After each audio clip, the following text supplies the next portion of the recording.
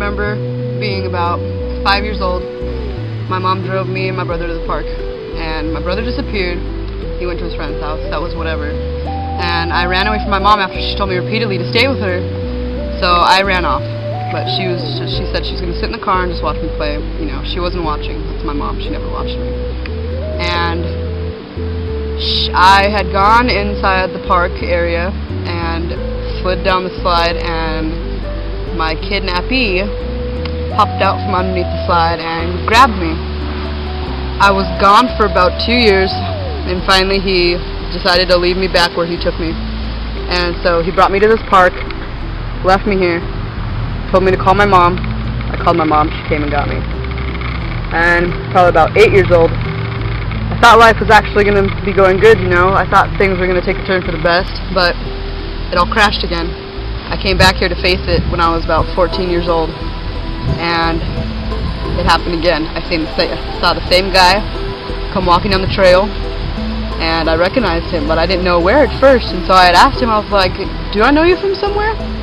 And he was like kind of confused looking, and he just told me he was like, no, you know? And I was like, no, I do. I could have sworn, and then it totally just came into my mind, and I remembered who he was back when I was 4 years old on the slide. And he grabbed me again. He did it again. This time though, I was gone for 4 years. He finally brought me back. I had to marry him. So I married him, finally got away from him.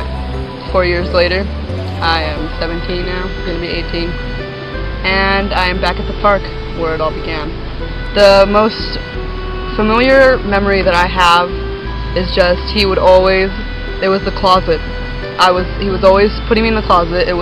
He'd make me sleep outside. I wasn't allowed in his house because he said he didn't allow animals in. So night after night, after storms, everything, I'd have to sleep outside. Kind of got used to it, you know, fending for myself. Something my mom, I learned to do at a very young age, because my mom she's never around. I don't know where my dad was, and I was always outside. He'd always feed me the leftovers of what he had. It was never like a full meal, you know, but I was kind of used to that. When I was about, I think, 7 or 8 years old, which was when I was back with my mom finally after the 2 years of being with him, I would never eat. I would always just be eating whatever was left my mom had off the plate. And when she started questioning me why, I thought it was weird because my mom never really talked to me. And then, just, you know, I came back to the park, and after it happened again, like I said, he started wanting to do more, you know. I'd rather not get into that though, because that's just a part of my mind that I would really like to forget. After I was at the park, when I was 13, and I walked into the bathroom, and I had the strangest feeling that someone was following me. When I had turned around, it was too late. He had me pinned against the wall, and his pants were off. They're trying to, as much as possible, act the same as they did before. It's just really hard for me though, because I was isolated for such a long time, and I was so used to not talking to anybody that when I did come back in school, I mean, I have so many memories of when I was always just the center of everything. Like, everybody was always talking to me, everybody would gravitate towards me, and I was always just I was such a happy person. I laughed about everything. I was so carefree, never worried. And it's, after this, the whole thing is just, I'm constantly watching where I am. I'm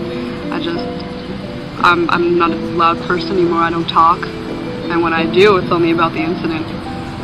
I've gone to a few schools and talked about it for, like, assemblies, just telling them that they should very, very much be aware of where they are. Don't ever leave your mom's side. If she tells you to stay, stay. She's doing you a favor. And if you don't believe it, take me for example.